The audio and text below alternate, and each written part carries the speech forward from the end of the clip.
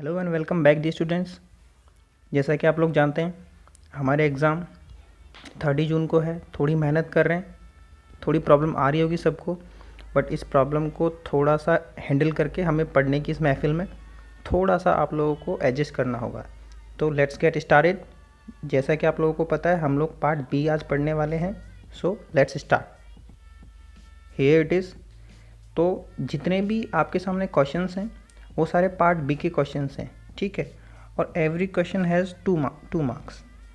जो भी क्वेश्चन है वो 2 मार्क्स का है, पार्ट बी, ठीक है। क्वेश्चन नंबर 11, आज डेट हुआ 3। आपको ब्रेन में लिख सिर्फ इस चीज़ को सोचना है 30 जून, जो भी पूरी साल की मेहनत है, अगर आप लोगों ने ये 28-27 दिन मेहनत किया सफल होगी, otherwise you know it very well what is gonna happen.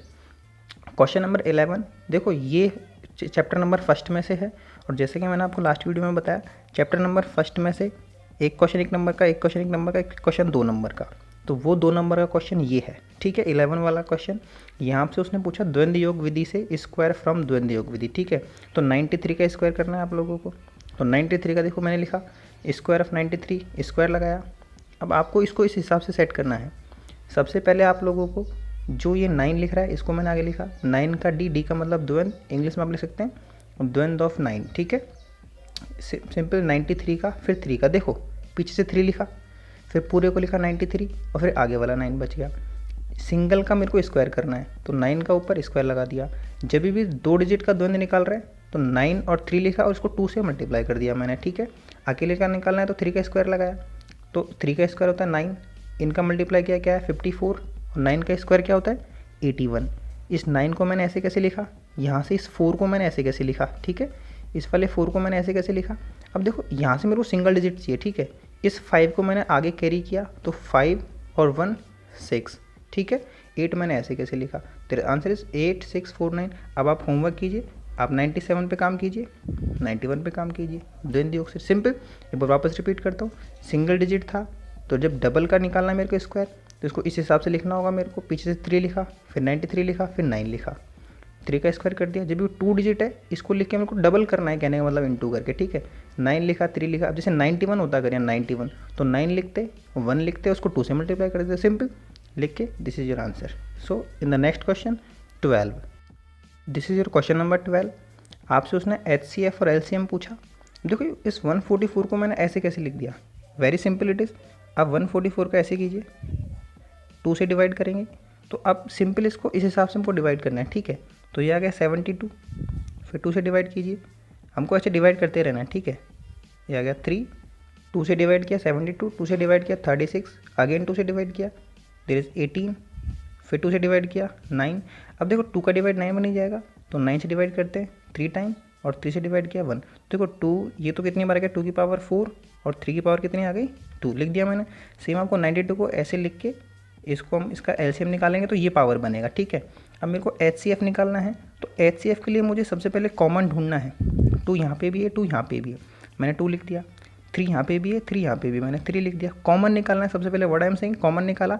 अब सबसे छोटी पावर देखो, यहाँ पे 3 की पावर कितनी है 1, यहाँ पे 3 की पावर कितनी है 2, तो मैंने क्या लिखा 3, मतलब 1 पावर है ऊपर।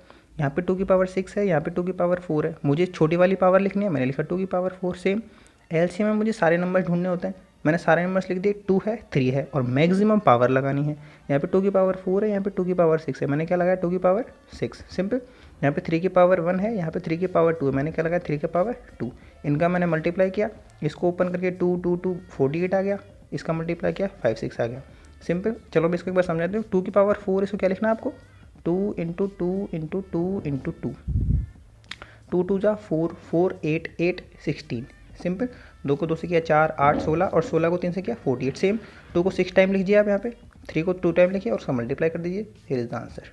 क्वेश्चन नंबर 13, क्वेश्चन नंबर 13 ये आपका चैप्टर नंबर जो 15 और 16 मैंचुरेशन वाला चैप्टर है वहाँ से है। यहाँ से भी 2 नंबर का क्वेश्चन है।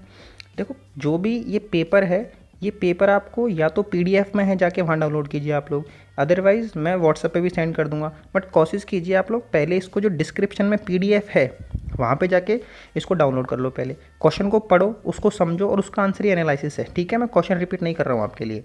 चलिए, तो यहाँ पर मेरे को क्या पूछा उसने, सबसे पहले गिवन जो रूम की मेरे को लेंथ दे रखी है 5 मीटर, ब्रेथ दे रखी है 3 मीटर और ऊंचाई दे रखी है 4 मीटर, लिख दिया।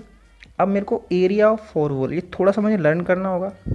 क्या होता है, 4 दीवारों का क्षेत्रफल 2L + B ऊंचाई, ठीक है, length plus breadth plus into height.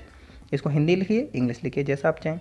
अब देखो मैंने 2 का 2 लिखा, लंबाई कितनी दे रखी है मेरे को उसने 5, उसके बाद मेरे को उसने ब्रेथ क्या दे रखा है 3, ऊंचाई कितनी दे रखी है 4। अगर यहाँ पे कोई भी साइन नहीं है इसका मतलब यहाँ क्या लग रहा है, इंटू लग रहा है, ठीक है। अब सबसे पहले मैंने ब्रैकेट सॉल्व किया, 5 + 3 कितना हो गया 8, इस 4 को इस 2 से मल्टीप्लाई कर दिया, क्या हो गया 8, और 8 8 कितना हो गया 64, ये पूरी वॉल का आ गया। और अब मेरे को उसने कॉस्ट दे रखा है, ठीक है, 1 मीटर स्क्वायर की कॉस्ट कितनी दे रखी है 30 गिवन है। तो मैंने चारों दीवारों को क्षेत्रफल कितना निकाल लिया 64, तो मैंने लिखा 64 मीटर की कॉस्ट कितनी हो जाएगी, तो ये 30 क्या है रुपीज़, और 64 कहाँ से आया ये मैंने निकाला, दोनों का मल्टीप्लाई किया। अब देखो मैंने इसको रुपीज़ में क्यों लिखा, क्योंकि जो कॉस्ट होती है ना वो ऑलवेज रुपीज़ में होती है। तो 1 मीटर की कॉस्ट उसने गिवन है क्वेश्चन में 30 रुपीज़, 64 मैंने एरिया निकाला, इसको मल्टीप्लाई कर दिया, that is 1920, simple. Now move on question number 14। Again ये आपका चैप्टर नंबर 16 जो मेंस्ट्रुएशन वाला चैप्टर है क्षेत्रमति, उसके अंदर से आया। उसमें आप लोगों से बेलन का वक्र पृष्ठ का क्षेत्रफल उसने पूछा आप लोगों से। ये आपका सिलेंडर है, सिलेंडर में आपको आर दे रखा है 14, एच दे रखा है 8। देखो इन सारे चैप्टर्स में सबसे मोस्ट इंपॉर्टेंट बात है गिवन। आप सबसे पहले गिवन पे काम कीजिए, क्या तो आपको दे रखा है उस लोगों ने और क्या आप लोगों से पूछा है उसने, ठीक है। इन दोनों पे थोड़ा सा आपको मेहनत करना होगा, ठीक है, वेरी सिंपल। तो curved surface area of cylinder या बेलन का वक्र पृष्ठ क्या होता है 2πRh। इसको एक बार रिपीट करेंगे, बेलन का वक्र पृष्ठ का क्षेत्रफल क्या होता है 2πRh। मैंने 2 का 2 लिखा, तो पाई का वैल्यू ऑलवेज क्या होता है 22/7, 22/7 इंटू आर का वैल्यू मेरे को इसने दे रखा है कितना 14, लिख दिया मैंने। एच का वैल्यू कितना 8 मैंने लिख दिया, देखिए सारा वैल्यू लिखा। इस 7 से इस 14 को मैंने कितनी बार काट दिया 2 बार। तो अब ऊपर नंबर बचे सब लिख गए 2, 22, यहाँ 2 एक कट गया, 2 बचा, 8 का 8, इन चारों को मैंने मल्टीप्लाई किया। तो मल्टीप्लाई करके what is answer 704 semi square. ये भी आपका 2 नंबर का क्वेश्चन है, 2 मार्क्स का, ये भी 2 मार्क्स का, ये भी 2 मार्क्स का, ये भी 2 मार्क्स का। कहने का मतलब है जो पार्ट भी हमारा 2 मार्क्स का है। कितने क्वेश्चन आएंगे 5 क्वेश्चन आएंगे। ये बहुत ईजी पार्ट है, इसके अंदर आपको थोड़े से फॉर्मूले लर्न करने हैं। और जो क्वेश्चंस मैं आपके साथ शेयर कर रहा हूँ आई प्रॉमिस आप इन क्वेश्चंस को बहुत अच्छे से सॉल्व कीजिए। 30-40 मार्क्स का तो सिर्फ संख्याएं चेंज होंगी, बाकी हमारे पास पेपर ऐसे कैसे होगा। जब हम 6-7 पेपर सॉल्व कर लेंगे बहुत अच्छा ब्रेन लेवल काम करेगा। लेकिन स्टार्टिंग में आई कैन अंडरस्टैंड आपको प्रॉब्लम आ रही होगी थोड़ी सी, बट समझने की कोशिश करेंगे। थोड़ा सा अगर आप ब्रेन लगाएंगे ना ईजिली तो आपको बहुत अच्छा समझ में आएगा, ठीक है। तो ये हमारा क्वेश्चन नंबर 14, इसका आंसर मुझे मिला। अब मेरे पास लास्ट क्वेश्चन है 15, let's look that. It's question number 15। देखिए ये जो क्वेश्चन है ये आपका रोड सेफ्टी वाले चैप्टर में से है, 19 वाले चैप्टर में से, ठीक है। ये कभी कभी 19 वाला जो रोड सेफ्टी वाला चैप्टर है कभी 3 मार्क्स का हो जाता है, कभी 4 मार्क्स का हो जाता है, ठीक है। तो ये question this is very important question, आप एक बार इसको समझने की कोशिश कीजिए। आप लोगों को क्वेश्चन में बोला कि एक्चुअली लेंदी क्वेश्चन से बहुत बड़ा लिखा हुआ है क्वेश्चन, बट उसका आंसर बहुत छोटा सा है। आपको ए पार्ट से लेके बी पार्ट तक जाना है। जैसे हम सिंपल किसी सिटी का नेम देखते हैं, आपको जयपुर से लेके दौसा जाना है, ठीक है। आपको इनके बीच की जो डिस्टेंस दे रखी है, दूरी कितनी दे रखी है 150। जैसे मैंने कहा सबसे पहले किस पे काम करना है आप लोगों को गिवन पे। गिवन क्या दे रखा है वो that is most important thing. Distance कितनी दे रखी है 150। जो चाल है जिस स्पीड से आपको चलना है वो कितना दे रखा है 60। अब आपको टाइम पूछा है उसने सबसे पहले, तो टाइम कितना लगा वो दिखना पड़ेगा। तो ये छोटा सा फॉर्मूला है, टाइम क्या होता है D/S, डिस्टेंस अपॉन स्पीड, दूरी बटे चाल, ठीक है। समय का फॉर्मूला क्या होता है दूरी बटे चाल, इसको लर्न किया। मैंने टाइम को निकालना है, तो देखो दूरी कितनी दे रखी है आप लोगों को 150 मैंने लिख दिया, चाल कितनी दे रखी है आप लोगों को 60 लिख दिया। अब मैंने इसको सॉल्व किया, तो इस 0 से 0 को काट दिया मैंने, 6 का डिवाइड इसमें करेंगे तो 2.5 आएगा, ठीक है, 2.5 आया। अब थोड़ा समझना है आप लोगों को इसको, मैं क्या निकाल रहा हूँ टाइम। जैसे जब मैंने कॉस्ट की बात की तो मैंने वहाँ क्या लिखा 720 रुपीज़ लिखा। रुपीज़ क्यों लिखा, क्योंकि मैं कॉस्ट की बात कर रहा था। अब मैंने यहाँ आवर क्यों लिखा, क्योंकि जो टाइम है ना इसको किस में हम काउंट करते हैं आवर्स में, मिनट्स में, सेकंड्स में। यहाँ मैंने आवर लिखा। अब इस 2.5 का मतलब अगर हिंदी में समझे तो इसको 2.5 बोलते हैं, गॉट इट। 2.5 जिसे बोलते हैं 2.5 बोलते हैं हम लोग। तो 2.5 आवर का मतलब हो गया 2.30 मिनट्स, क्योंकि आधा घंटे में कितने मिनट्स होती हैं 30। आई होप अगेन आपके लिए रिपीट करता हूँ, थोड़ा समझने की कोशिश कीजिए भाई। 2.5 का मतलब हो गया आधा, 5 का मतलब आधा, 2 का मतलब तो 2.5 का मतलब कितना, 30 मिनट्स लिख दिया मैंने। तो अगर मैं 60 की स्पीड से चलता हूँ तो जयपुर से दौसा पहुँचने में मुझे कितना टाइम लगेगा, 2.30 मिनट, सिंपल।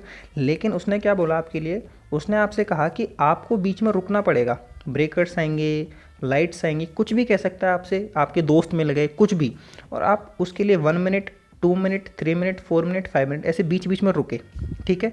तो 1 मिनट रुके, 2 मिनट रुके, डॉट डॉट डॉट, लास्ट कितना रुके, 5 मिनट्स। तो आपको अब चैप्टर नंबर 5 लर्न करना होगा, एपी अर्थमेटिक प्रोग्रेस। वहाँ से ये किसका वैल्यू होता है, ए का। इन दोनों के बीच का डिफरेंस क्या होता है, डी। इसमें लास्ट पद कितना दे रखा है, 5, और एन टर्म्स कितने, मतलब टोटल नंबर कितने हैं, 1 2 3 4 5, तो टोटल 5 है, एन इज इक्वल टू 5।